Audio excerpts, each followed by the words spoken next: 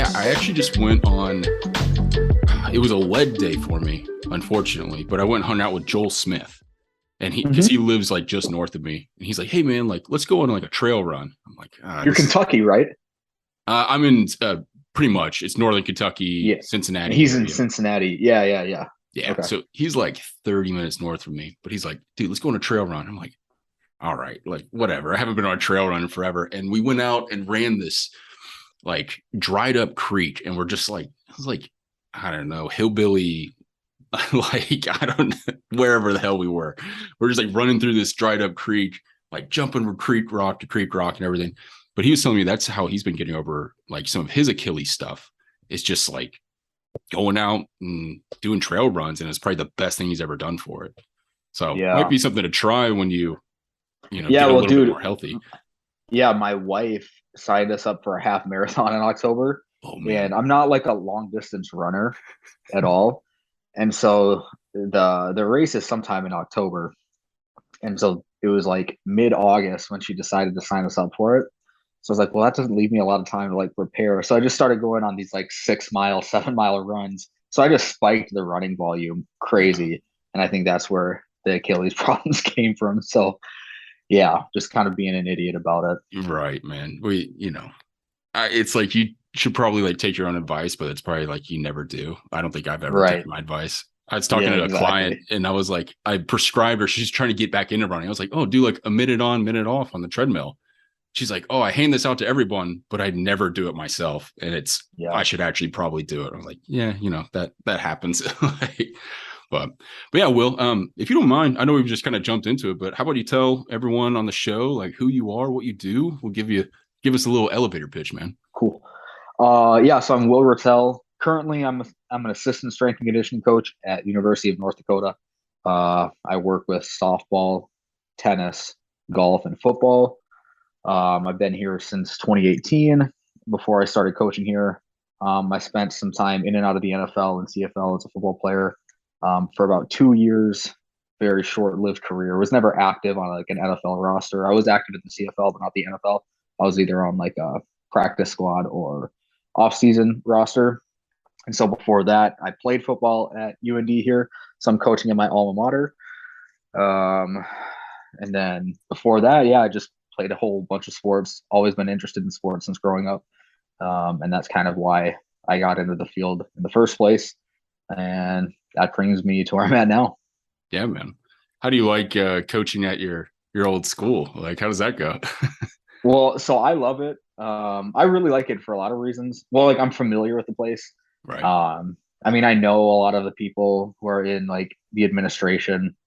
Like logistically, it makes things easier. I know who to talk to when certain issues come up. If I need a new computer for my office, things like that, it's always pretty painless. I obviously know where everything is on campus. Um, yeah, I'm just familiar with the place, so it makes everything easier. Where I guess I'm sure if I just like everybody, once you've been somewhere for a long enough time, you obviously know where everything is. But there Right. was never like a transition period for me. I got hired and I kind of knew how things were supposed to go. Yeah, hit the ground running. I mean, that's not a Yeah, bad transition. I probably would like that more than going somewhere I didn't know, have to learn the ropes, probably learn some of at least like, what the other coaches, their, methods and all that. Yeah, man. Honestly, like I wanted to bring you on the show. I know we were talking before we started recording, but you put out a ton of good content. I recently subscribed to your YouTube page, and I love like the 1 to 2 minute clips, and it's just like this is my thought on this, and it's absolutely fantastic. Like short, bite size. You watch it, and it's like shit, man. Like that's a good way to put that. But I guess like you know, in terms of your experience, obviously you have a lot of experience on both sides. Both being an athlete yourself as well as a coach, but like where do you pull a lot of your information from? Like is it just other people in the field, or are you just playing around all the time and just coming up with shit on your own? Like yeah. Well, I mean, I guess so. I got my undergrad in kinesiology, mhm. and so uh, just like probably a lot of other people, I kind of felt like I knew everything when I went through that program. Then I started coaching. I realized I really don't know shit. because a lot of the stuff you learn in those classes don't really prepare you for the practical knowledge that you need when you're working with athletes or clients or whoever it is. And then yeah, I guess just through like following people that I would consider as good resources on social media, and then you message them, you meet some people in person, you start talking to them, Hmm. figure out kind of their process of acquiring knowledge, and then you start to adopt some of those things. And then before you know it, you kind of have your own way of thinking about things, but it obviously stems from some of the principles that other people might have too. Right. So just that way, communicating with other people. I've gotten to know Jake Tur pretty well, Austin Yoakum pretty well. Those guys Hmm. have a really good way of thinking about things. So yeah, just I mean, kind of have the base knowledge, get the CSCS type knowledge as just a base level, and then you kind of expand from there. And obviously, yeah, experience and trying things out for yourself too helps. But yeah, that's kind of where I guess get my thinking from. Yeah. And like I said before we started recording, I'm kind of just a meathead. Obviously, I understand like the scientific principles of training, and I know like your CSCS textbook kind of stuff, but I kind of just think about things and try to make sense of things. And if things don't make sense, I kind of just question it, and then if I come to a different conclusion, um, hopefully I have the confidence and the knowledge to defend my position. But yeah, I mean, nothing special. Just kind of think about things. Yeah. Can you And give us an yeah, example, like something recently that you hit? yeah, I guess so. Not too long ago, I made a YouTube video on crawling. Okay. And I guess it depends on the camp you're in, but I've definitely seen there's camps where like if you crawl, if you hang from a pull-up bar, like these are the answers to why you have shoulder pain or elbow pain. And it's like, well, there's nothing, I don't think there's anything specific about crawling or hanging from a bar, or doing all of these things. You're just kind of doing general athletic things. And Right. it's like the novelty of the stimulus. It's not that the crawling provides anything special or unique to keep your shoulders healthy. Like I don't remember what I titled the video. Well, I asked like the question, like, what are you working on? Hmm. And if I see somebody crawling, or if I'm crawling myself, and if someone was to ask me, what are you working on when you're crawling? I don't have a good answer for that. Am I gonna like some of the justifications are like, well, I'm working on scapular stability, and it's like that's your rationalization. That's the justification for why you're doing something. You don't need to work on scapular stability. Right. Like you just get stronger, just do things, and scapular stability is going to improve, and it's going to improve in the context of whatever you're doing too. Um, yeah, is that a good enough example? Dude, You know, that's a great example. No, I think that's, it's who was it? Someone used the word atomize the other day, and I was like, oh, that's a good word. But it's like, we have to like dissect all this stuff, and it's like, oh, you have to have a reason for everything that you're doing. It's like, yes, but there's plenty of times I program something and it's based off of someone's just general interest. And two, it's like, well, you suck at that. And I just want to give you some sort of like variability. Like, is it for your shoulders? Probably. Is it for your hips? Probably. It's kind of for everything, just make you move a little bit different. And I don't know. I think we just get so detail oriented that sometimes we have to like look back at the big picture of like, all right, this is just a human being that probably just needs to move a little bit more. you know I'm sure you like right? dealing with students, like they're sitting all the time, who knows what the hell they're doing. It's like maybe you just need to do something a little different, like. Yeah, I just think some of the when you have to like get into like something super specific as for your reasoning why you're doing something, whatever that specific reasoning is, it's probably not that important, you know. Mm-hmm. I think in that same YouTube video I talked like I heard what's it called where you hang from a pull-up bar and you do like a knee tuck or something like for your abs. Yeah. What is that called? An L sit? Yeah, whatever that is. I was actually watching a YouTube video prior to that, and I think it must have been a physical therapist Mm-hmm. talking about it. And they said the purpose of doing this exercise is so that you gain better motor control of your pelvic floor. And it's like, no, you're not. You're just like strength training your abs, Right. you know? So, like, do you really have to? try to improve the motor control of your pelvic floor. Like probably no, like maybe some people do, but most people just want to get stronger abs, and then gaining better motor control of your pelvic floor is just a byproduct of being stronger. You know, having Right. stronger abs, you're going to have better motor control of your pelvic floor. And so, like when you start justifying these very specific things, how about you're just getting stronger as an organism, and then all these other adaptations are just kind of byproducts of that. You know. Yeah, 100%. No, I completely agree. But you know, man, everyone's got to make their they got to market. That's what it is. Right. Like Yeah, everyone's got to you market gotta a little find a different. way to sound unique. You gotta find a way to be a charlatan and act as if you have some knowledge that other people don't Right, have. man. That Google and YouTube search, man. Like you gotta Mm. you gotta find those keywords. But man, so I'm curious too, like kind of taking that same approach and applying to your athletes, because I think you said you work with golf athletes, and then what were the other two? Tennis and softball. Okay, man. So you got a lot of rotational people here. So I'm curious as to like how, because watching you lift, you're super strong, man. Like especially compared to me, like I'm like, oh damn, Will is like your Haas program. That's fantastic. Like I love it. But like, what is your training like? I'm sure it differs for these rotational athletes. Like, what are you giving these athletes a lot of the times, and what do they need? Like, what are the pillars, if you would? So actually, okay, so I should back up because I just started working with these teams on campus. We had like Gotcha. a switch from coming from administration because I used to be basketball and volleyball. Okay. And then right about the 4th of July came this past summer, there was a switch due to just basically we have 3 weight rooms on campus. So certain teams lift in certain buildings and different weight rooms. Basically, we had 3 coaches sharing one weight room, but they wanted to just put one coach in one weight room, another coach in another, just to make the communication and logistics of scheduling easier. So, anyways, uh, I just started working with these sports, and I don't know them very well yet because semester just started like Mm, 3 4 weeks ago.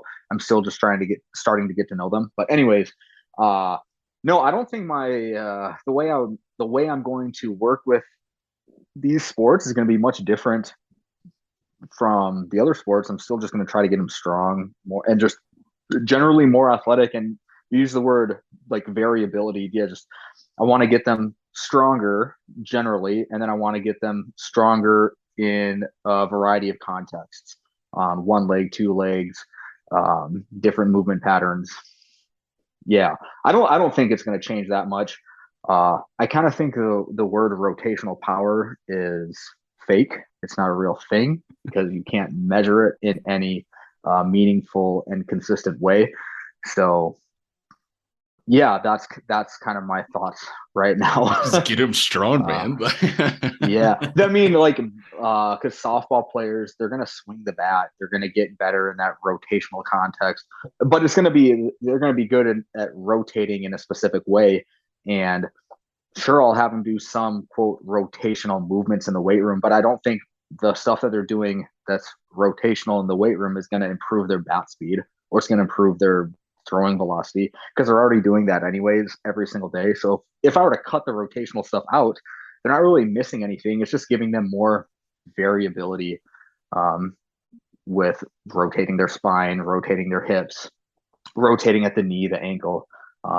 We have all these like different joints that there's going to be a very minimal degree of rotation at each Mhm. joint, but when you look at the organism, it's going to rotate for a much greater degree. Right. So, yeah, that's where I'm at. Just get them strong, man. I love it. Get them strong. Get Do you them think strong. Yeah. do you think there's any fear of, because they're always like doing these activities on a daily basis, but do you think there's any fear of like as you're taking them through, say, like a strengthening cycle, whatever it is you want to call it, of like locking them up more, and that could potentially like take away some of their quote unquote rotational power? Like, is that something you think of, or is it like you kind of make them crawl, you make them do some of these other things as well, like give it with that variability so that they still have access to it? So are you asking if we just get them strong, they're going to lose some of the rotational ability? Yeah, is that like ever a fear of yours, or like do you think that that's a thing? I don't think so. Do you think so? I mean, I think at some point, like if you went through a strength block, I mean, this is kind of going off of that YouTube video, what we were talking about before, but I think of it as more if you were to probably do it for a long enough time, but then you also didn't have that like daily practice and stimulus outside, like, yeah, definitely could Yeah, lose it. yes. Yeah, I agree with that. But yeah, I mean, they're like the softball girls, they have some sort of softball activity 6 days a week. So Yeah. they're throwing 6 days a week. They're swinging a bat 6 days a week. I don't think if we don't include rotational work, they're gonna lose it if they're already if they keep that in their regimen. Right. How long do you have with them? Yeah. So I'm supposed to have them for 50 minutes each time, and we never go more than 3 days a week. So I don't even really see them that often. Right. Yeah. Yeah. So there's like no Yeah. And that's way. the other thing. Like, how much can I really, uh, how much adaptation can I really elicit when I have them for 50 minutes a day, 3 days a week? You know, Right. Like what I'm not affecting much change at all. exactly. Yeah. Those girls are gonna do what they're gonna do at that point. Yeah. um, so now getting to your training and how that looks. Because again, man, you're posting these heavy lifts, you're doing all this stuff, crazy one-arm zerchers and like all of that. Like, where do you get that? How'd you get into just doing that? You just gotta do some party tricks, or like what's your training look Yeah. like, man? I mean, yeah, some of it is. Um, I mean, with the background I've been lifting for so long, you just get bored doing shit. Right. You know, and it also kind of comes back to when you said variability. Like, I think I have no reason to want to improve my 1 rep max back squat, but I have an interest in improving like a Zercher skater squat because that's different. Um, and it's just widening the bandwidth of my ability to produce force in different contexts. So yeah, I mean, I don't follow any sort of program. It is principle based, obviously. Like I'm not just Mhm. doing random shit for the sake of random shit. I mean, sort of, I am actually. Uh, but a lot of it is trying to not get bored, finding more ways to have fun with training. I would get so bored if I just back squatted and front squatted. I got to do other shit, you know. Mhm. Um, and do you follow Atlas Power Shrug Oh yeah. on Instagram? Yeah, so like I see some of the shit he does, and I'm just like, oh man, that looks fun. I got to try that. Yeah. So some of it's just copying other people too. Right. I've been trying to get him. I had something scheduled and then like we ended up having something get in the way. But I love his like content and how he like puts all this stuff out there. Like He's got his a lot of really good takes. yeah, just his outlook on lifting and the old time strongman and old time bodybuilders and just looking back on like what actually people were doing before there was like a science behind everything. It's like Yeah, look how jacked this dude is. Like, right. like he didn't have a CSCS. He didn't have shit. He just was like lifting stuff randomly. Like, Mm-hmm. and that's why I like your content as well, is because, you know, the more part of it, I think too, is like boredom to some degree. Like I had like goals and all these different things, but I've been lifting for 8 years, 10 years, something like that. And it's like, again, bench press is still going to be a bench press. It's not going anywhere.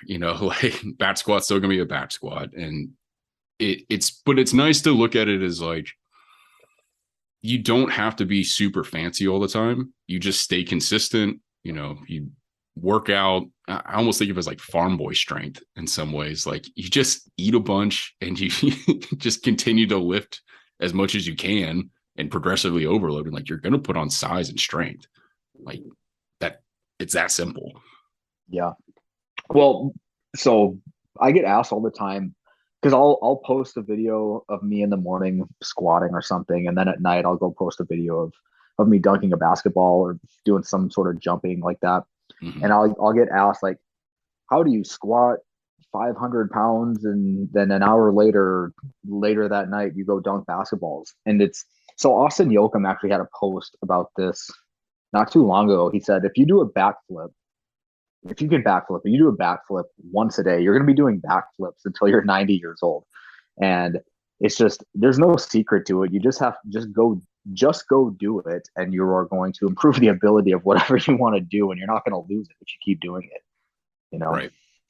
No, So definitely. And yeah, and that's a good way to look at it. It's just a matter of like exposing yourself to a stimulus, like, yes, and let the body change and adapt and do its thing, right? Like it I mean, for example, for those listening, like Nordic hamstring curls. Like it's a tough move, right? Especially when you're first getting started. Like, and it took hmm me probably a solid 3 months to be able to like bust it out with it out without like 3 sets of 10 without it looking absolutely horrible, like so extended, like my whole neck is like extending, right?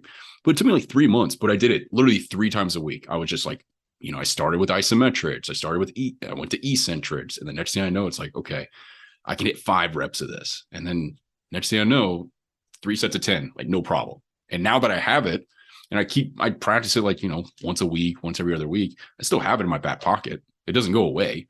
right, Like it's like riding a bike, it's a motor pattern, I guess.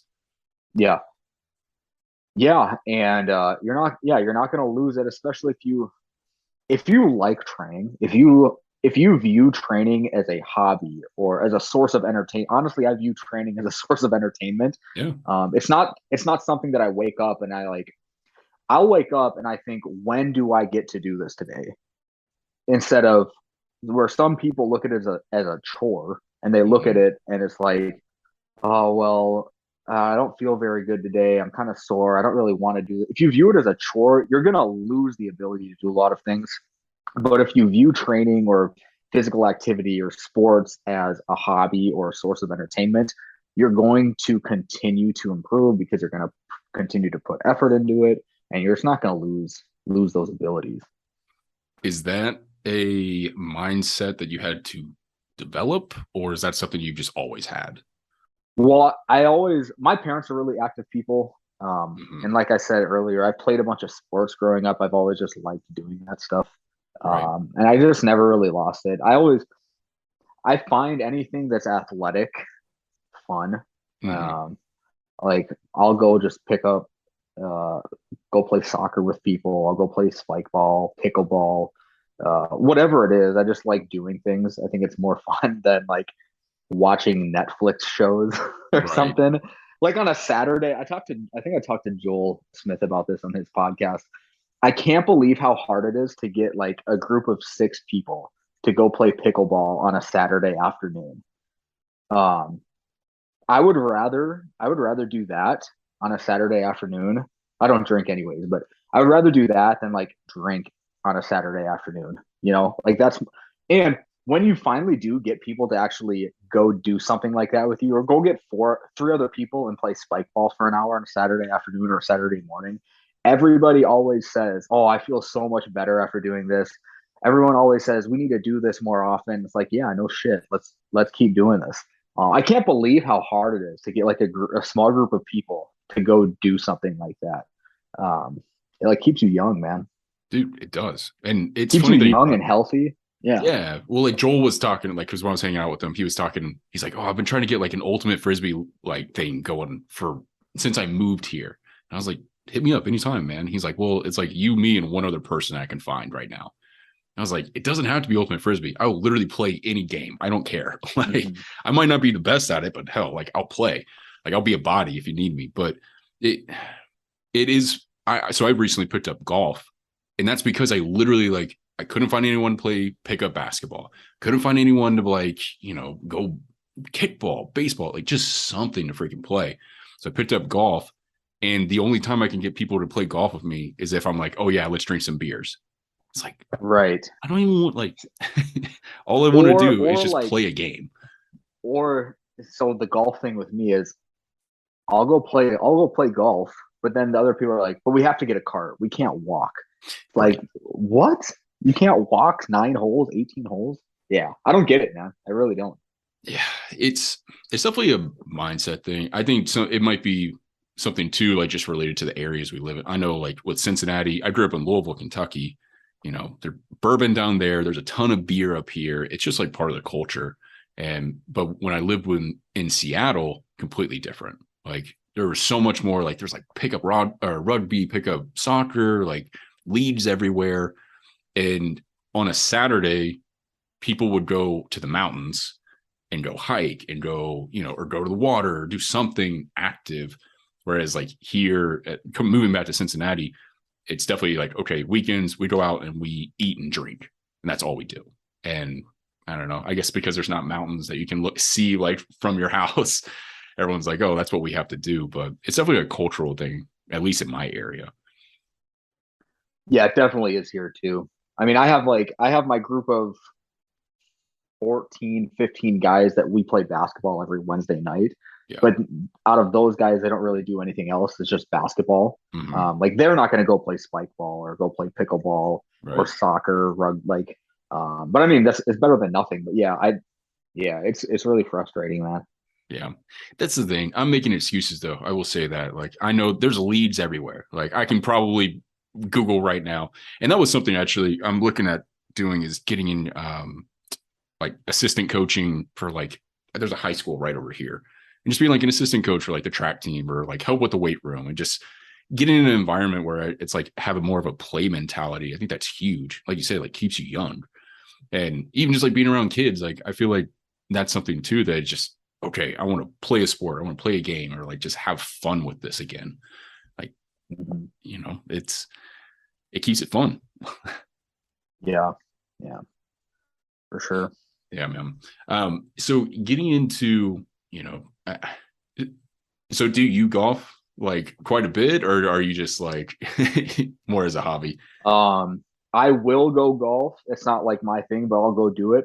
Um, I suck at it. That was my next question. I was like, you can dunk a Yeah. ball, you can lift heavy. Like, please tell me you're not good at golf because that's too much. No, I suck at golf. Actually, so this is kind of back to the rotational power thing. So like when I hear people talk about rotational power, so this past winter I went to because it's cold here in North Dakota. Right. So like we can't go golf outside in January. Mm-hmm. Whenever it was this past winter, I went to the golf simulator, the indoor simulator place Yeah. in the winter with a few friends, and my like velocity off the tee is like 108, and that's bad. I guess a good velocity is like 120 or 130 or something. And so, anytime I hear people talk about rotational power, and if golfers have like a low velocity off the tee, that means you have poor rotational power, and so then it just makes me think do you really think a 170-pound golfer has a greater capacity to produce power than I do? Right. No, he's just better at the golf swing than me. And like doing rotational medicine ball throws to improve quote rotational power is not going to help me improve the velocity off the tee. I just need to get better at golfing. Right. The So that's coordination. yeah. Coordinate all of that stuff together. It's a skill. And then if you take someone who has a really good golf swing off the tee and you go put a baseball bat in their hand, they're like if you're going to measure the amount of power they produce in swinging a baseball bat compared to a golf tee, it's not going to be correlated together. They're Right. like the golf swing is going to be better and the baseball swing is going to be worse. So no, just another side note on the rotational power No, I thing. agree It's with just that. so inconsistent. Yeah, Yeah. or even like a baseball pitch, like it would be the same. Like you're just it's specific to the actual movement and the skill of that movement. I'll tell you a story. So when I was working with volleyball here, so the volleyball coach wanted me to come up with a rotational power test for the team sports to see who's producing more rotational power. And I asked him, "Why do you want to know what their rotational power is?" And he said, "Well, I want to know who can hit the ball hard when they spike the volleyball in the game." So I said, "Why don't you just put a radar gun on them and have them spike the ball, like do the thing, and you can see who hits the ball harder?" And he said, "Well, I want them to do something in the weight room that's going to be specific to volleyball." I'm like, "Dude, that's fucking stupid. What are you Like, how talking did about?" you that sentence you just said? Like, Yeah, it doesn't make sense. it's so dumb. But the thing is, oh, here I'll go on another rant here too after this. Um, where am I going to go with this? No, okay. So you get someone like that who clearly doesn't understand uh training philosophy, like training principles, all that stuff. Clearly doesn't. And so then the other thing that annoys me about this field is the people, I don't want to name names, but people who are like, well, if you can't communicate to the sports coach, it means, and you and the sport coach aren't on the same understanding, same level of understanding principles. That's on you to communicate with them better. It's like, trust me, I've tried to dumb things down to get the sport coaches to understand. No, that shit's not on me. That Yeah. shit is on them. Like there's this like virtue signaling aspect of people in the strength and conditioning field that says, well, the sport coach is in charge, so it's on it. That means I have to be the bigger man and make sure he feels good about himself by compromising my values so that he understands what we're doing in the weight room. Like, I mean, that only works like if you're dealing with a difficult sport coach, Mm-hmm. you're dealing with a difficult sport coach. There's only so much that I can do, and there's only so much compromising of my values and my principles to try to work with the other person. Right. If they're not willing to compromise some of their values and their principles to work with you and get on the same page, fuck them. Fuck that person. Oh, that's another thing that makes me so mad when I hear people talk about, you can't complain about working with bad sport coaches. Yeah, I can, because trust me, I've tried. I've tried. They're not the ones who are trying. Yeah, there's another side note Well, bothers I'm me. sure like when things aren't going their way, like they can easily place blame on weightlifting. And Right. so it's like Exactly. you have to be able to go both ways. And is there, uh, we're going to continue going on with the rant. I don't want to interrupt. No, I don't know if I really like articulated it very well, but like the point, the type of people who I'm talking about Yes. who are in strength, they're strength and conditioning coaches, and they'll say, you're working with a sport coach who doesn't understand strength and conditioning. It's your job to make sure they know what you're doing, even if they're difficult to work with. No, it's my job to try to understand them. It's also their job to try to understand me. Right. Right. It's this virtue signaling mentality. Yeah, it annoys the shit out of me. Is that typically with a, how do I say this without offending people? I'm going to say it anyways. Is that a certain generation that you're dealing with, or is that like just across the board? Like, I think it's across the board. There's a millennial, Gen X. There's sure some boomers who would yeah, say that. I guess no, it probably is mostly millennial. Now that I'm really, thinking about it, I guess what are millennials? Ages 26 to 38 now, something like that. yeah, It's probably something like that. millennials. Yeah, it's probably millennials.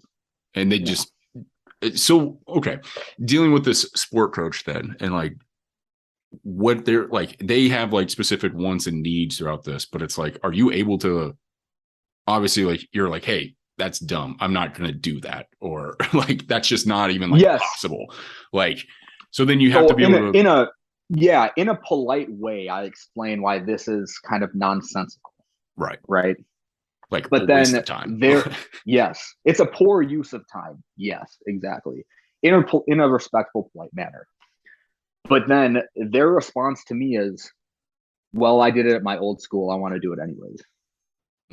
Who's the one who's difficult to work with? It's not me. It's not me. It's them. And yeah. Well, no, you need to work with people who don't really want to work with you. No, I don't. I don't want to. They don't want to work with me. Fuck them. That's the way I look at it. I mean, hey, I get it, man. That makes sense to me. Okay, here's another one, dude. So the basketball coach, I don't care if they're not going to hear this anyways, No, but I I don't got care like if you 30 followers on this thing. do. So the basketball coach that I used to work with here, who I don't work with anymore because I'm not with men's basketball anymore, he told me he wanted one of the players to put on 20 to 25 pounds during the season from like October to March. And so the basketball coach said, are we going to be able to get Gavin to put on 20 to 25 pounds by the end of the season?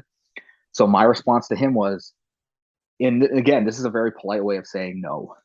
I said, well, it depends how much of basketball he's going to play. Of Mhm. course, he's going to play basketball. He's a basketball player. So that was my way of saying, no, that's physically not possible, especially if he's not taking drugs. Right. Um, and so he said, well, we were able to do it at my old school. So I know where he used to work at, where he used to coach at, and I messaged the strength and conditioning coach at the previous school, Mhm. and I said, "Hey, Paul told me that you guys were able to put so much weight on this one basketball player during the season." The strength coach from that school messaged me back saying, "That's bullshit." He wanted me to do the same thing. We put like 8 pounds on a kid in the course of like 6 months, and that was really difficult to do. Right. Um, but I kind of fudged the numbers a little bit to please him. And so then again, it's like, all right, you're working with someone who's just not willing to like sit down and understand things, who's just like he's the one who's thick headed, not me. Right. Um, so yeah, just another example of that. Do you think you'll stay in, collegiate like strength and conditioning for a while? Yeah, I think I will. It really so it really depends on how well my online business does. And right now, if I left my college position, I could make a living on my online business, or I guess Mhm. my business as a whole, because it's not just online. Right. Um, but I would still lose my salary. I would still lose my 401k, my retirement, my health insurance. There's all that stuff I'm just not willing to give up right now. Right. Um, so I don't have any plans of leaving. Now I'm making it sound like the job here sucks. I love my job. I'm just kind of bitching about certain aspects that I don't like. Yeah. I get a lot of freedom with my job. It's yeah. No, for those of you listening, I don't hate my job. I do like it. I'm just bitching about certain things. So yeah, I have no plans of leaving the college sector right now. Yeah. I Or do just like I like working with athletes. Like working with team sports. I do like working with that age group. That age demographic's good. mhm. Um, yeah, I enjoy the college sector enough right now. I'm not planning on leaving. What made you branch into online and just kind of like making like the Haas program and all that? Really, it was I needed to get some extra income. Like my Yeah. salary here sucks. My salary is 40K Yeah. on campus, and it's like I'm married. I have a mortgage. I have car insurance to pay. I have property taxes. Like I have real shit going on too. Right. I needed extra money. Um, so I started doing like the content stuff back in early 2020, and it took me about when I start. I launched my website in January of 20 or February of 2021. So about 9 months, I did everything. I was putting all this content out, um, basically for free. I mean, it still is for free, but I Right. wasn't monetizing anything. The only thing I was monetizing was like my personal training in my garage, and I Mhm. wasn't a, I wasn't an LLC at that time, so it was all just under the table cash type of money. Right. Um, so it took me like 9 months, I guess, to actually monetize anything. Um, and yeah, now I'm at a spot where I'm making better money. So Right. yeah, Definitely takes time. I get that when it comes to the online space. It's like you got to figure out how to post, how to make this stuff sound good, and what to talk about and what people care about. It's a whole. yeah. That's so. How long have you been doing it? So I went full time online. Shit. It's been about 2 years now, I guess. No, year and a half. So it was 20. Yeah, I like moved into this house and I was like, I'm done. I'm quitting my job, like kind of deal. But I started posting content seriously like when COVID hit. So it was like that March of 2020. Yeah. Okay. Yeah. So basically at the same time as me. Yeah. Yeah. I literally Okay. like I lost my job. I moved from Seattle to Cincinnati and I had like a job lined up and then they just stopped calling me back because COVID. Oh, you've told this story before. I was listening to some of your other Yeah, dude. episodes. I think you've mentioned this before. It was How old are terrible. you? I guess I was 27 at the time. Are you 29 now? 29 now. Yeah, correct. All right, so we're the same age too. Yeah. No, I think it's interesting to hear how other people got into like putting out content. Did you have a phase where you kind of like unsure of yourself as far as like that imposter syndrome? Oh, 100%. I You know? still am. I Yeah, mean, yeah, I honestly, I will say this, like, I chalk it all up to just like like you said, like variability and just farm boy strength. A lot of times it's like if I just throw enough stuff at people and like go at it from different angles, like something's gonna work, you Mm-hmm. know. So and that's why I like online too, is because I can act more as I guess as like a consultant in some ways. It's like, okay, here's all these factors, and rather than it just being a conversation of like, okay, this sucks, this hurts, blah blah blah, but I can look at your like, and you tell me, oh, I only sleep 4 nights a night or 4 hours a night, and then it's just like a in our conversation, like, oh, you should probably sleep more. Now it's like over the course of a month, we can actually track that stuff and be like, hey, I need you to double down on this, and then see where it goes. So Mm-hmm. I don't know. Hopefully that makes sense. Yeah. Yeah, no, I was just when I first started doing all this stuff, I was so unsure of myself. But the thing is when so I don't think like this anymore, but when I first started putting out content, in my mind, I was putting out content that would impress other coaches, Yes. you know? Like, does this sound good if like another strength and conditioning professional saw it? But my audience isn't that. My audience is Yeah. people who like lifting or people who like being athletic. So now I don't really care anymore what other people think. I kind of just put my thoughts out now. Right. But yeah, at first I think that was why I was so unsure of myself, is because, and I see a lot of other people do this too. They put out content that is it's at the level of another strength and conditioning professional, Mm-hmm. and then I think honestly, and I definitely sounded like a douchebag, like, but you sound like a douchebag when you like try to elevate your language in such a manner that sounds almost academic, you Yeah. know? I think you're better off just talking to people in layman's terms than you are in scientific terms, you know? For sure. Well, and I think one, we're, coming from academic backgrounds and like you go to undergrad, it's almost like you're looking at these other people in the industry that you look up to. And it's like they're pretty much a teacher.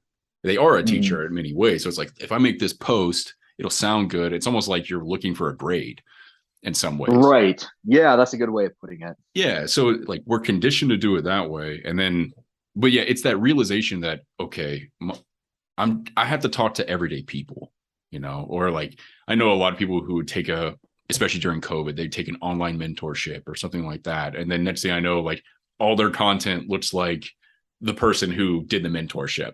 And it's like, Yeah. who are you talking to? Are you talking to him, or and are you selling a program to other coaches now? Or like what are you doing? Right. So that's where like, you know, I talk about posture, and I don't really necessarily believe in posture and like all the stuff around it, but I talk about it because that's layman terms. Like that's something that people still understand, and that's how I communicate with people. Does it have to be Mm-hmm. 100% correct? Not necessarily, as long as I can convey the point to my client and like have that conversation. Mm-hmm.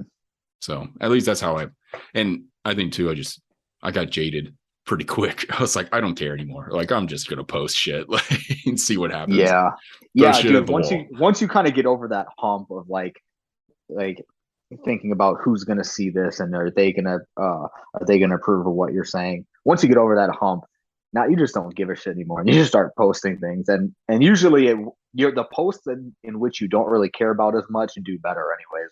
They Yeah, get more interaction. Yeah. definitely. I've gotten lucky with a couple of, like the reels and stuff, and they just like take off. And I'm like, that's garbage. Like, I can't believe that that's going off. Like, why? Like, this is what I'm known for. Great. Like, awesome. Mhm. I'm so when you guys were going through COVID, were you working at the strength and conditioning facility, like still up in North Dakota? Yes. So we got furloughed. Yeah. So we got like laid off, like partially laid off. So we were on unemployment, but we were also, I think we were getting paid 50% of our salary at the time. Okay.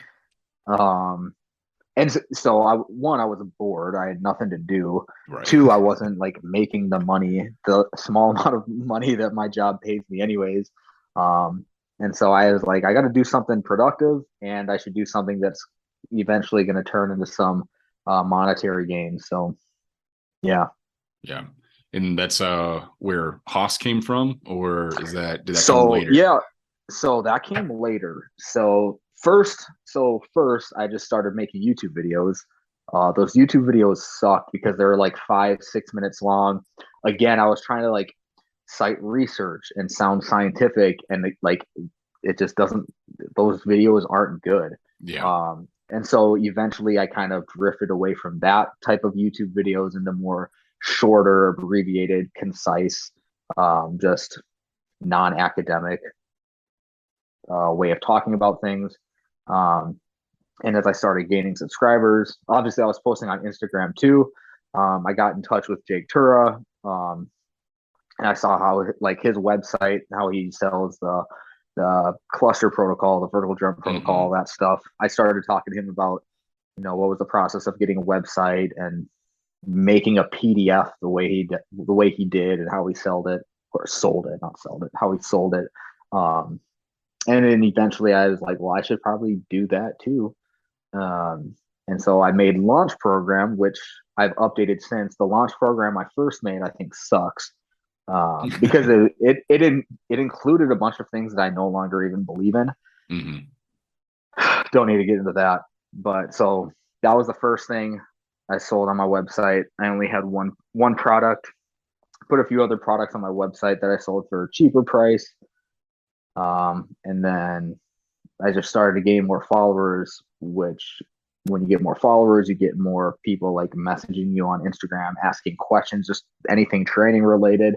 Mm-hmm. And I guess like I'm a pretty big, strong guy.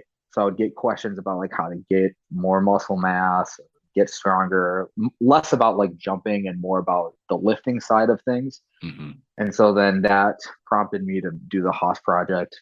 Um, so I made the Haas project. And then I do a lot of Olympic lifting too. So I got questions about Olympic lifts, how to get better at them, whatever, what certain drills to use to perform to get better in your overhead position on a snatch, whatever it is, just questions on Olympic lifting. I got a lot of questions from people before buying the Haas project. Does this program include Olympic lifts? I always would say no. So I was like, oh, I should probably do one that includes Olympic lifts. So then I made Haas Olympic. Yeah, so it's just slowly just getting just expanded, Right. with more things. I'm gonna redo the launch program again at some point, probably When you get for the the time. spring. Yeah, when I get the time, because now I'm teaching on campus too, Ah, so that takes up more time. I'm teaching basically a CSCS prep course, so it's really easy. I just use the NSCA textbook as like the textbook. But yeah, I mean that takes up more time. I have to grade things. I have to put out assignments and stuff. So I haven't been able to like work on a project for my website, I guess, as mm-hmm. much. But yeah, I'll redo the launch, and then I have a few other things in mind that I want to put out eventually. That's the other thing with selling stuff online. You can't put out too much at once. Right. You have to like you have to put something out, and hopefully it has the longevity to last Mm-hmm. a few years. So you only have to put a new product out once or twice a year. Um, that's something that I guess I intuitively knew that, but I'm finding out to be true as I'm going through all this stuff. For sure. Yeah. I launched the my broken abuse protocol, and that's like I'm trying to just let it do its thing. Like I Yeah, I let want it to work on ride. another thing. I'm like, nope, I'm just gonna let it sit there for a while and marinate, if you would, and see where it goes. Yeah, if you put too much stuff out, like each piece of content kind of loses its power, you Yeah. know. So Yeah, for sure. I've known some people who have put some stuff out like back to back to back to back, and they like made some like the first couple did really well, and then after that it was like whew, like diminishing yeah. returns real quick. So, Hmm. but getting back to some training stuff, I think this would kind of be like our last question, man. But say I got into your DMs, I was like, hey man, how do I get strong? How do I get big? Like, what has worked for you? Like, seriously, like, what would you say is like been the best thing that you've done over time to like help you out the most? Oh, I thought you were going to ask me what would my response be. Oh, No, give me your response which first, and then tell me. so so because I do get questions like that. I usually click on their profile and look at them, and if they're skinny or something like that, I just say, "Dude, just go lift." My response is going to depend on what I see in their profile, Mm-hmm. whether or not I'm going to be nicer or meaner or whatever, um, or oh yeah, or how sarcastic I'm going to be towards them. No, what has worked for me? Shit, it's such a boring and such a boring answer, but it's true. It's just like continuing to lift weight. it's enjoying training. It's enjoying training. Hmm. Um, I lift 6 to 7 times days per week because I like to do it, not because it's like optimal or whatever. It's I like to do it, so I get better at it, and I realize these improvements. Yeah, I like squatting. I like deadlifting. I like doing heavy RDLs. I like sprinting. I like jumping. I don't really care that much about how my body feels on a day to day basis. I just go do it because it's fun. Hmm. And that works better than trying to peak and then not peak and then peak again 6 months later and trying to find this optimal way of producing adaptations. Um, yeah, that's how I like to squat. So if I feel like squatting on any given day, I just go load up a bar and squat heavy. And if my strength is down, I don't really care because I'm going to go do it again the next day. And then maybe my strength is up the next day, just consistently enjoying training and finding new ways to challenge myself to, yeah, just improve my strength capabilities or athletic abilities. That's really all it is, man. Nothing special. I like being active, so I'm active. Dude, that's not a boring answer in my opinion. I think that's a fantastic answer because again, like you got to enjoy what you're doing. Like I tell people because I'm sure you've looked at my content. Like there's a lot of people come to me and they're like, "How do I fix this? I need this amount of range of motion in this joint and that joint." And it's like I tell people, I'm like, I can make the most specific program for whatever the heck it is, but if you don't like it and do it, like it's not going to do anything for us. Right. Mm, So it's like, I would rather 50% of it be bro lifts and you just have fun and get a pump. And then like maybe 25 to the other 50% is like maybe getting the adaptation that we want. Like, yeah. like I think that's a better way of looking at it. But a lot of people forget that, man. They look at lifting. I don't know. Maybe if it's like, Here's like a way to think about it. It's not that delicate. It's a loose science. It's not a hard science. It's a loose science, all of this stuff. Obviously there are principles to doing things, and it's important to be principle based, but it's not delicate. If you go off script, it's not going to matter, you know. Just yeah. right, because the body is a self-organized, like we don't fully understand it. Like that's the thing. Like we have to remember is like we don't. You just kind of like put some things in the environment and see what happens. Yeah. Like, here's a stimulus. Do it long enough, and you'll adapt. Hopefully, like in the way that Right. we want. Like that's as simple as it gets. So it's dynamic systems theory at a T, in my opinion. But Hmm. no, man, Totally.